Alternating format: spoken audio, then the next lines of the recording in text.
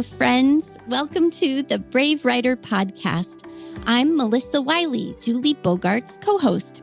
Julie is out of town this week, so I am bringing you a short solo episode. I want to talk about nature study. I know Julie and I have often referenced nature study in podcasts on other topics because it's such an integral part of the ways that both of us have homeschooled our kids over the years.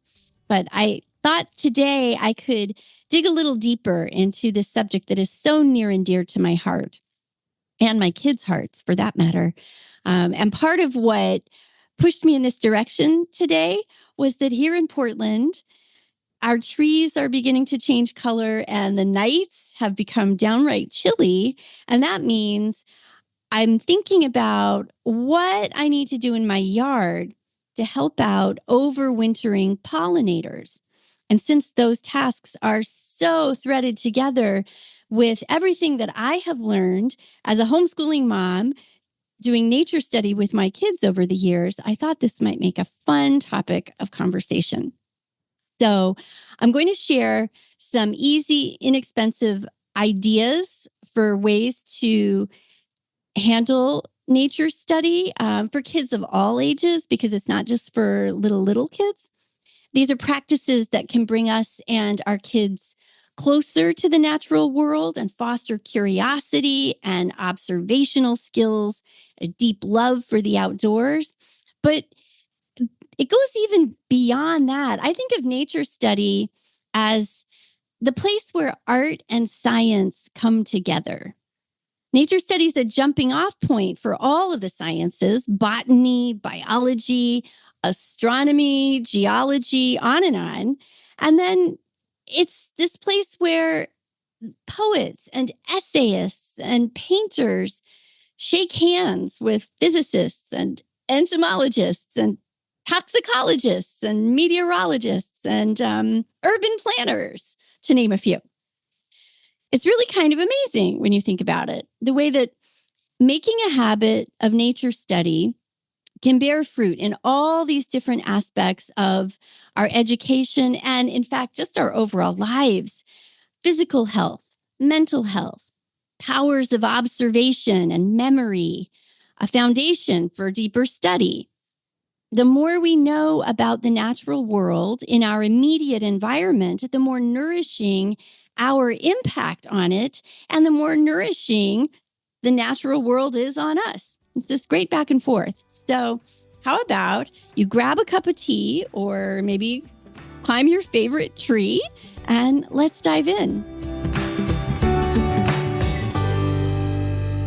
A lot of us homeschoolers who kind of came up in the 1990s and early 2000s were really immersed in the works of Charlotte Mason. And Charlotte talks a lot about nature study, really encouraging parents and educators to get kids out of doors every day for a walk, and like on a regular basis to spend time in a natural setting. Charlotte really recommended like have a go-to spot that you could take your kids at different points in the year so that they could see how the seasons change and affect that area and really get to form this intimate relationship with the trees and plants and birds and insects that occupy that space.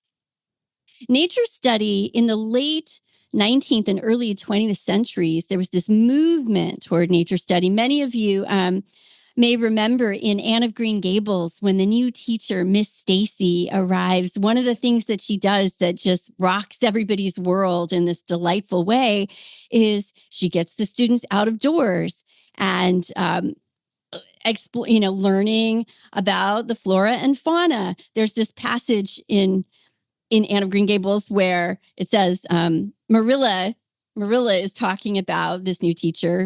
Anne's come home from school all excited. And Marilla says, Mrs. Lynde says it made her blood run cold to see boys climbing to the very tops of those big trees on Bell's Hill after crow's nests last Friday. I wonder at Miss Stacy for encouraging it. And Anne says, but we wanted a crow's nest for nature study. That was on our field afternoon. Field afternoons are splendid, Marilla. And Miss Stacy explains everything so beautifully. We have to write compositions on our field afternoons, and I write the best ones. And then, of course, Marilla scolds her for bragging about herself. You'd better let your teacher say it. And Anne says, but she did say it, Marilla. And what I love about that passage isn't just Anne's delight at getting to leave the classroom in the middle of the school day and go collect specimens to learn about. And her teacher clearly has this store of knowledge about the wildlife around them. They're writing compositions about them. And so that's this thing that I love. I think I absorbed that myself at a very young age, reading this book, the idea that there was so much learning to be had out of doors. And then the way it immediately spills over into Anne's writing and the other students writing compositions about what they're learning in nature study was part and parcel of their experience of it. So I just think that's a really fun glimpse at what nature study was like in, the late 1800s, the early 1900s. It kind of disappeared as a subject in school after World War II. There was a real shift away from what we think of as nature study. And then it kind of had a revival in the 1990s and early 2000s with folks rediscovering the writings of Charlotte Mason and reading how she was urging home educators and classroom educators to give kids a chance to get outside and really connect with the world around them. In the United States, another leading figure in nature education was Anna Botsford Comstock. In 1911, she published this book called Handbook of Nature Study. It's this huge book, and it's really quite amazing. It's over 100 years old, but it kind of still holds up. It is still in print. It's available for free online all over the place because it is in the public domain, so you can get a digital copy of it. And in that book, Comstock will sort of introduce a certain type of bird or insect or plant life or animal, and then she'll offer questions. And that's what I love about that resource, that it isn't just about digesting this information, basically absorbing what we could absorb today from Googling the animal in question. She leads with questions. She wants to get kids asking the questions about the creature's habitat and habits and characteristics. So she's helping cultivate, again, powers of observation, memory, curiosity as the foundation of real learning. It's what Julie likes to talk about as encounters, right? Comstock's book encouraged people to ask the questions that would facilitate a real encounter with the flora or fauna around them. And she saw that as essential for a well-rounded education. Then we fast forward to today. And even though now we have, all the information at our fingertips, if you want to know what a tree is, you can snap a picture of it on, any of several incredible apps and get an ID right away. And that's fantastic. I draw on apps like that, like Plant Snap or the Merlin Bird ID app. I use those all the time myself to get a handle on what something is that I have encountered. But I do want that encounter to go beyond what I read on my screen. I want to form a connection to it that is personal, so that I can sort of be rooted in the moment with this other life form that is existing in the space with me. And I want my kids to have that same sort of wonder and connection with the world around them. So today, I think we're seeing a revival of interest in the same ideas that so sparked discussion, 100 years ago, and then sort of faded out of education for a time. There's movements like Ginny Urich's wonderful 1,000 Hours Outside, and we'll link to her website, Ginny, friend of Brave Writer. We'll link to that in the show notes. She encourages families to get outside with a goal of helping kids spend as much of their lives connecting with nature as they do on screens. And this initiative is a kind of antidote to what Richard Louv wrote about in his 2005 book, Last Child in the Woods. He called it nature deficit disorder. It's the idea that children today are more disconnected from nature than ever before. And this has real consequences, negative consequences for their mental, emotional, and physical health.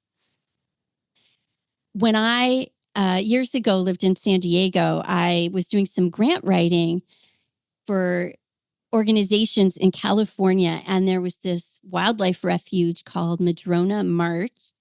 Yeah, Madrona Marsh in Torrance, California. If you live in the LA area, maybe you've had the opportunity to visit there. And if you haven't, you totally should. The Madrona Marsh is this wetlands right in the middle of a heavily developed area. And bit by bit, over the decades, the folks behind that conservation site have worked to restore the wetlands. And there's been this just huge, incredible resurgence of wildlife there. And the director of Madrona Marsh, when I was working with her to write these grants, she had a phrase that I loved. She talked about the importance of standing on the land. And she told me that so many of the school children who visit that site every year from all around the Los Angeles area, many of them have never set foot in a wetlands before, right? There are kids today we know who are surprised to make a connection between the food that we buy in the grocery store and the place where it comes from. There's this disconnect. Stand on the land. That idea really sticks with me. I want all kids to have the opportunity to stand on the land and experience what's there with their senses. Thinking about this disconnect that exists for so many folks nowadays, I'm remembering a video that went around not too long ago of a young woman. I would say she's in her 20s, who she was sort of laughing at herself for having just discovered something that she had never made the connection before. She'd bought a bag of lemons, and a friend of hers came over and said, "Why do you have this bag of lemons?"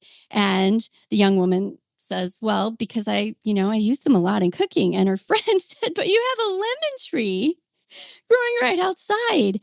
And she said that was the first time she realized that you could just pick a lemon off the tree and cut it open and use it. She said, "I don't know. I guess I just thought that something had to be done. There was some process that had to be done to a lemon before you could use it." So that's the kind of disconnect. And again, she was like laughing at herself about that incident, but it's no shade on her that she had that disconnect. That exists for many, many, many of us in different areas. So this is why I think there's so many reasons to make nature study a part of our family homeschooling adventures. And if your kids go to school, nature study is probably the easiest thing to fold into your family life outside of school hours. I think all of us there are some kind of simple doors to walk through to begin a journey of nature study, which is really about beginning a relationship with the natural life around you. Have you ever heard the expression, cells that fire together, wire together? This is a neurologist's description of what happens when your kids engage in purposeful practice. To that end, Brave Writer has a brand new product called Practice Pages. You know how sometimes you just want to target one sticky, tricky issue? Maybe your kids mix up common and proper nouns, or maybe they have a hard time differentiating between the three uses of there, and there. Now we've got these short lessons that make use of French style dictation and reverse dictation tactics to narrow the focus to those specific tricky issues and help your child expand their practice so that those cells can fire and wire together. If you'd like to learn more, go to bravewriter.com/pages or check our show notes.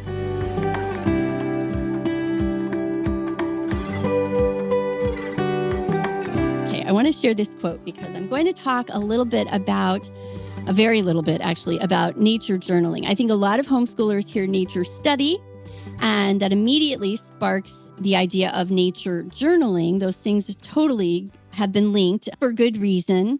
Nature journaling is the practice of writing about or drawing about the flora and fauna that you encounter in the natural world. And some people, it might look like a weather log, just as simple as writing down the highs and lows in your planner every day.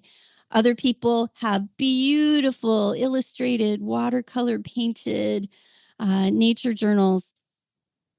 And a lot of homeschoolers introduce that practice with their children starting at a young age with varying degrees of success, which I'll talk about in just a second. But I want to share this quote from a middle grade novel called The Evolution of Calpurnia Tate. This is a wonderful book about a young girl growing up it's around 1899, 1900 in Texas.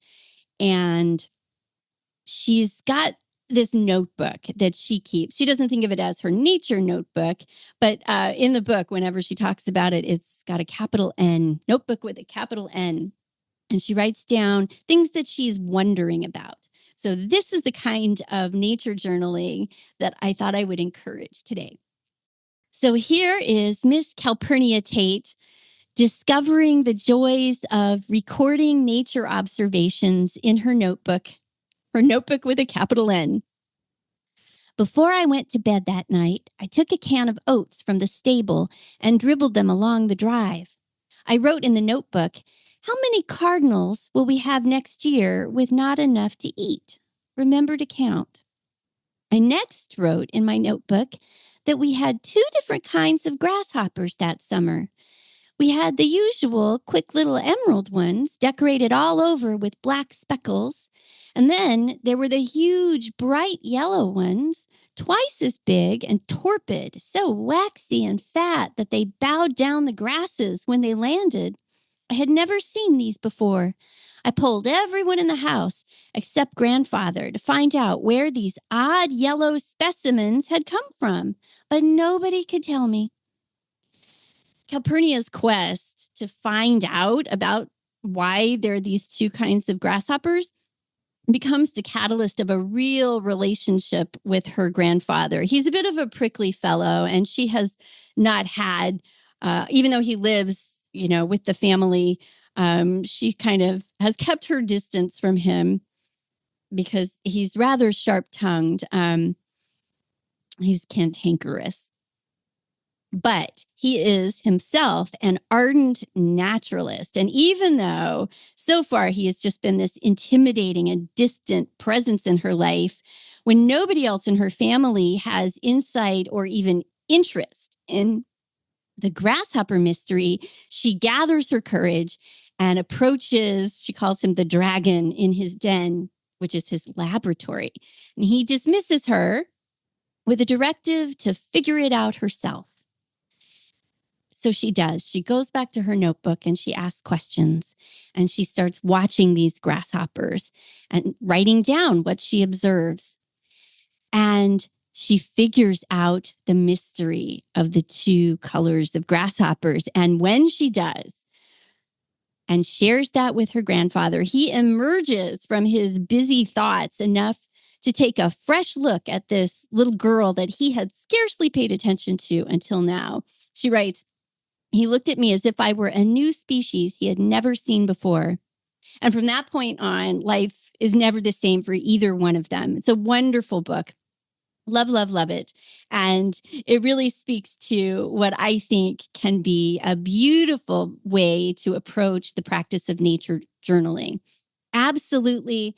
If your children are interested in drawing and labeling the plants and birds and insects that you encounter, that's a fantastic thing to do. And there are loads of wonderful resources on YouTube. You can find lots of videos to sort of coach you through how to draw some of those things so that kids can gain some confidence in their ability. There's also the website of John Muir Laws. We'll link to that in the show notes. He has tons and tons of wonderful resources, including like very specific how to draw birds, how to draw plants on his website. So I highly recommend that. So that's a great practice, but not everybody wants to dive into drawing. I hope that, everybody feels free to do that. It's so rewarding. But I think even more valuable is just beginning with noticing and asking questions. Calpurnia just wondering about this thing that she has seen, and by writing it down in her notebook and then trying to find the answer by asking the people around her and being thrust back upon her own powers of observation and critical thinking. She's a wonderful model for what that can look like in our lives. So when it comes to nature journaling, I'm just going to leave it right there. There's lots of ways to approach it, but I want to say begin with curiosity, begin with questions, begin with I wonder statements written down. If your children are very young, let them ask the questions and you can jot those down for them and begin a family nature journal of sorts. But okay, besides nature journaling, there are a lot of things that we can do to help foster that curiosity and interest and to start to take knowledge further. Let's see. Grow a windowsill garden. There's a beautiful book called Linnea's Windowsill Garden, and you'll be able to find a link to that in the Brave Writer bookshop. That book, I believe, is now out of print, but I think it is, which is a shame. It's a wonderful little book. There's lots of used copies available on Thrift Books or Abe Books or Amazon Marketplace. So hopefully you can track it down. This book came out in the 90s, and it is such fun. It's from the point of view of a young Swedish girl who lives in an apartment building in a city. So she does not have a yard. And the first time I read it, I was living in an apartment building in a city, and I didn't have a yard. And so this book really spoke to me for how much nature you could bring into your house. The book is full of really cute ideas, like growing scarlet runner beans, planting some in little Dixie cups on the windowsill, and taping strings up so that they can climb up the strings. You can have little races to see which bean grows the fastest.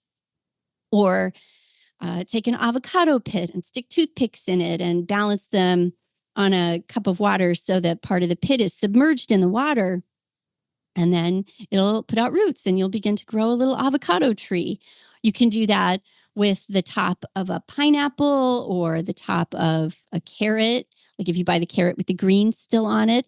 So these projects you can do with your scraps from cooking, and they really will work on a windowsill. You do not need an outdoor garden space to have some fun like that. Nasturtiums were another one that we had good luck growing on a windowsill back in our apartment days.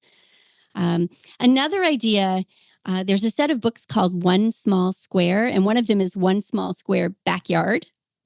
And you just put some stakes in the ground and sort of rope it off with string to isolate a little 1 square foot patch of yard or garden and investigate it closely over a period of time. How many different types of weeds or insects can you identify? How many can you just notice? as the starting point, and then beginning to use field guides or apps and online sites to identify them. This is a really great activity for sharpening observation skills. And it doesn't have to be quite that formal with cordoning off the one small square. You can pick one tree or one bush in your yard or in your neighborhood. I love the idea. A friend of mine told me that she and her kids used to do this. They would just pick one tree in their local park.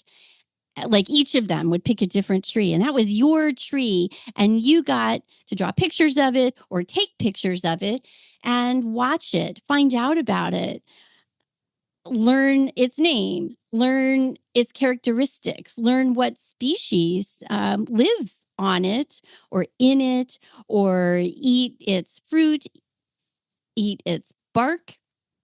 So, or nest in it, right? So just like that personal connection with nature can be as simple as getting to know one tree really well. Speaking of trees, okay, here's another idea that I love. Some cities have tree maps. Like where I live in Portland, you can Google Portland tree map. And I know New York City has one. So many urban areas do. And this can be a great way to start learning what trees are actually living in your neighborhood around you. You can notice things like, oh, what do the street trees tend to be? The trees that grow, between the sidewalk and the curb. Are there particular species that show up over and over again? Spoilers, yes, there are. And there's all sorts of interesting history that goes is related to urban planning when you find out that city developers were discouraged from planting fruit trees or nut trees that, we could have had our streets lined with food sources for people and animals. But there are reasons why that was that was discouraged. And so some cities are, as older trees die off along these, urban streets, they're starting to replace them with fruit or nut trees. So that's an interesting little side trip that you can explore with your kids, or a great project for like a high school student. But back to the tree maps. If you're in an area that doesn't have a tree map, you could actually start creating one just for the block that you live on. Or if you're in a rural area, what are the dominant trees that grow around you? And I mean, you learn about a tree, and as we were talking about with the, choosing one tree to be your pal in the park, you can't learn about a tree without learning about all the wildlife that it hosts and maintains. So it again, like none of this exists in isolation. It's all a springboard for really rich and wonderful learning and connecting with nature and expanding your knowledge. And it takes you into deeper study of biology and botany and earth science, geology. None of it's isolated. It's what Julie calls the continent of learning, right? Like every topic is connected to all these other topics.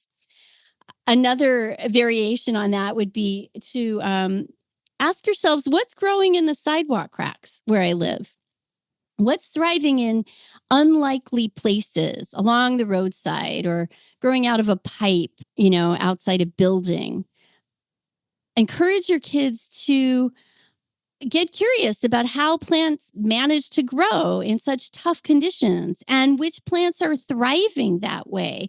And are they native plants, or are they plants that some of them may be invasive and some just may be very hardy, plants that have adapted to this area?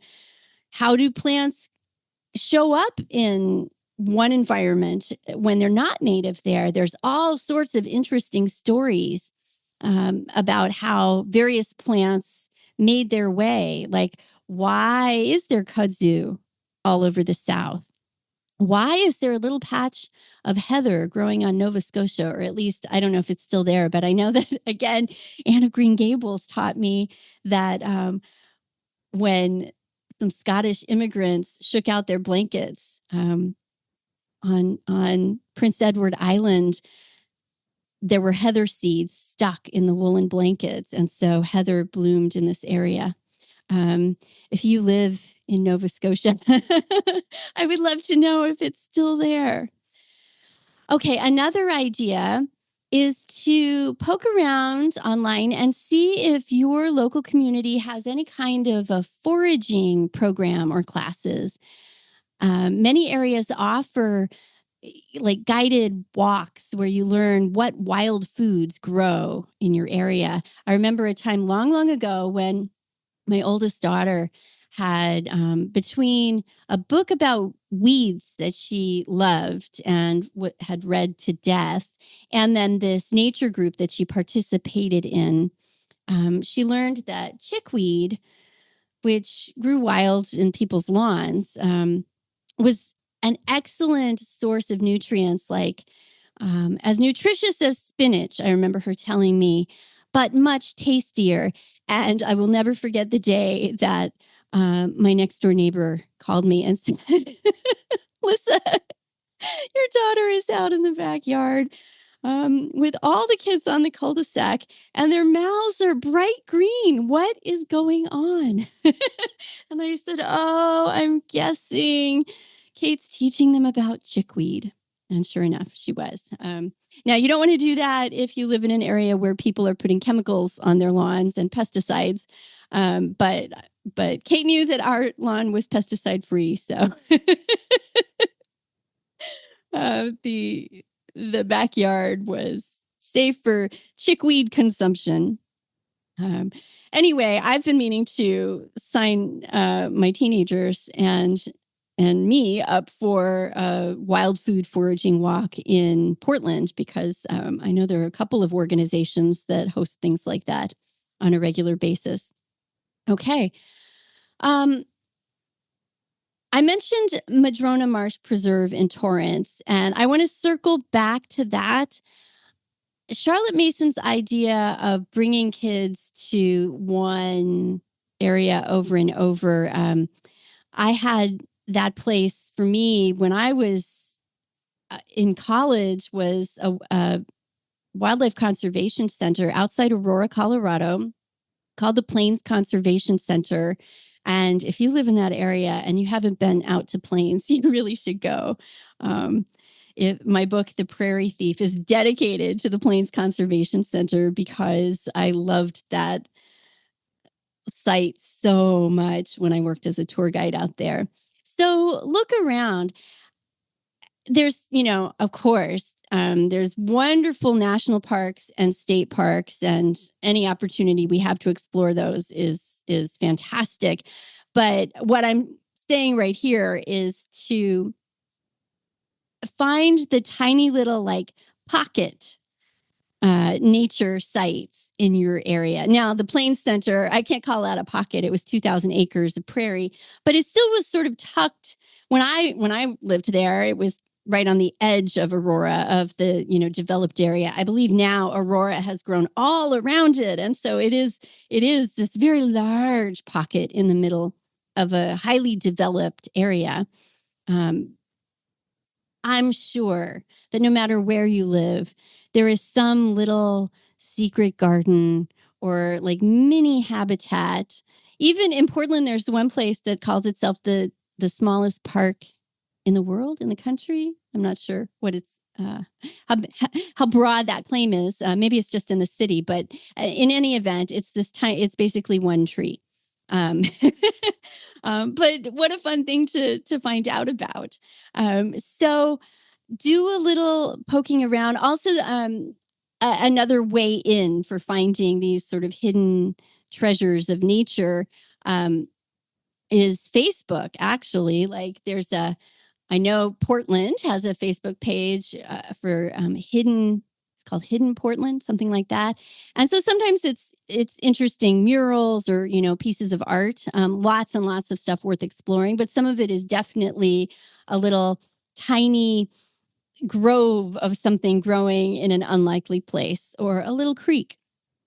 So there's lots to explore. Okay, I want to come back home to our own yards. If you have a yard, if you're in the northern hemisphere where the weather we're in fall, inching toward winter, now is the time to create a bug snug.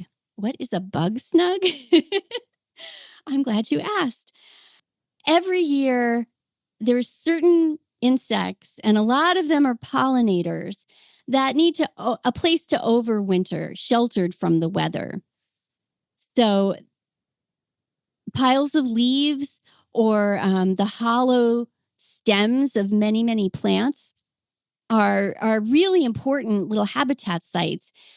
But unfortunately, many of us were sort of trained in a kind of yard maintenance that requires getting rid of all of that, bagging the leaves and putting them out in the compost, cutting down all the dead plants so that they don't look all straggly all winter long. But I'm going to encourage you to stay straggly. A bug snug is, just a pile of leaves on the ground can count as a bug snug, a place for insects to overwinter. But one way to build one is to take some, little bamboo stakes or something, make a tripod out of them, just secure it at the top with some twine. And then when you rake up your fallen leaves, put them inside this little tower, this little triangular tower. The posts will keep things from spilling, all the way out. It gives it a little shape. Layer it with leaves and any kind of, if you do cut back any bushes or flowers, just layer all of that in this little, triangular tripod that you have created, and leave it up all winter. You will find that, you may not see the activity. When we did it last winter, I have no idea what spent the winter there, but I know that it was an important habitat space in a part of our yard where there wasn't, where I didn't have much to offer, as we were in the early stages of building a backyard habitat garden. So, okay, there's Bug Snug. You can learn more about native species of plants and animals and birds.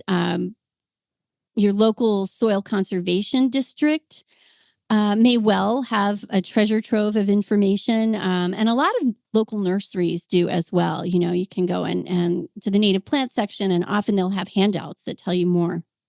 And maybe if you live in an area where there's a program like Portland's Backyard Habitat Program, oh my gosh, the wealth of information that they provided for us when we began our project. For really young kids, I think this is an especially good activity, just keeping a weather calendar. You can use stickers or stamps and let them have the fun every day of sticking, the rain stamp or the sun sticker on a calendar, and noticing beyond just the obvious, like which direction is the wind blowing or what smells are in the air. Making it a sensory activity to help kids connect with nature in a really immediate, tactile way. And then, of course, over time, this grows into discussions about what the wind is and how it affects plants and animals and all the types of weather. Next thing you know, you're studying meteorology. Building a cold frame is a project. This is a great project, especially for older kids.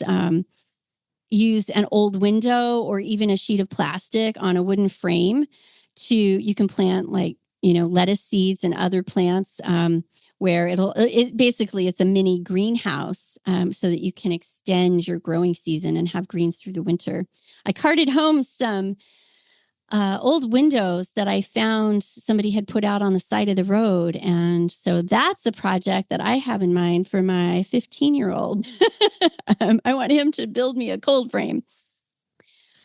Okay, I think that is probably a lot of ideas that I have thrown at you in this last little while. I would love to hear your own favorite ideas for getting your kids out of the house to connect with nature and to learn more about it. What kind of outings have you enjoyed the most? And what kind of indoors projects have you enjoyed the most?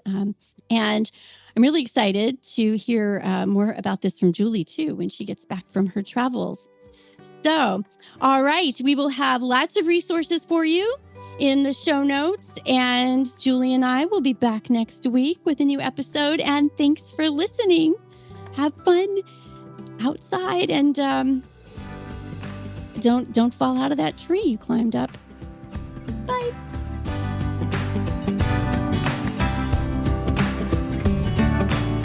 You've been listening to the Brave Writer podcast. I'm Julie Bogart, and Melissa Wiley is my co-host. This podcast is produced by Nova Media with support from team member Jeanette Hall. Thank you for listening and for leaving either a starred or written review on the podcast app of your choice. Anytime you do that, you bring a lot of joy to the team and you support our work. So thanks in advance.